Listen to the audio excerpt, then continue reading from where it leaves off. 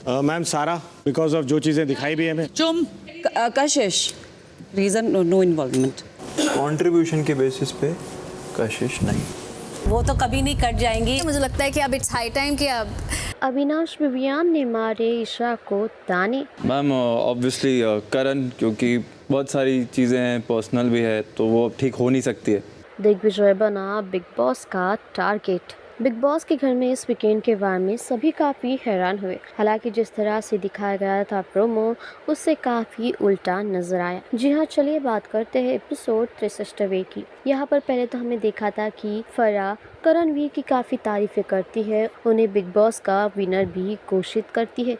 लेकिन वही दूसरी दिन देखने को मिल रहा है यहाँ पर बाकियों को भी उन्होंने कटघरे में रखा है। शिल्पा से लेकर श्रुतिका, ईशा को उन्होंने ऑब्सेशन कहा है करणवीर के लिए।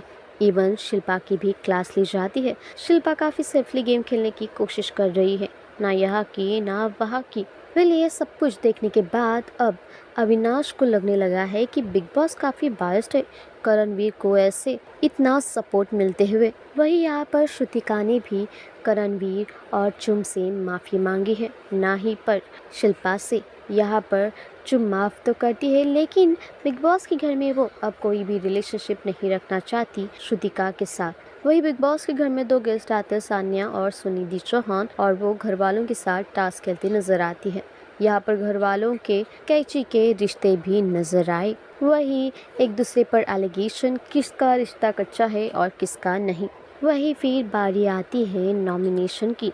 यहाँ पर जो नॉमिनेटेड कंटेस्टेंट्स हैं उन सभी की धड़कनें बज रही होती है। लेकिन वही हम देखते हैं कि फराह सभी को पूछती है कि ऐसा कौन कौन है जिन्हें लगता है कि आज घर से बेघर हो जाएगा। मोस्टली वोट्स आते हैं कशिश और चुम के लिए। यहाँ पर दिग्विजय, जो कि सारा के साथ काफ़ी लड़ाई कर रहे थे इस हफ्ते में, और कशिश ने उन्हें अपना सपोर्ट भी दिखाया था। उनके हिसाब से जो भी उनके साथ लड़ाई हुई थी, रजत, विवियान, अविनाश और सारा, इन सब के साथ उन सभी ने दिग्विजय को बुली किया था। हालांकि यहाँ पर दिग्विजय उल्टा कशिश को ही कहते हैं कि वो इस हफ्ते जानी चाहिए बिग बॉस के घर से। फिर फराह फिर से होती है नाराज दिग्विजय पर, जो तुम्हारे बारे में सोच रही थी उसे तुम बेघर कर रहे हो।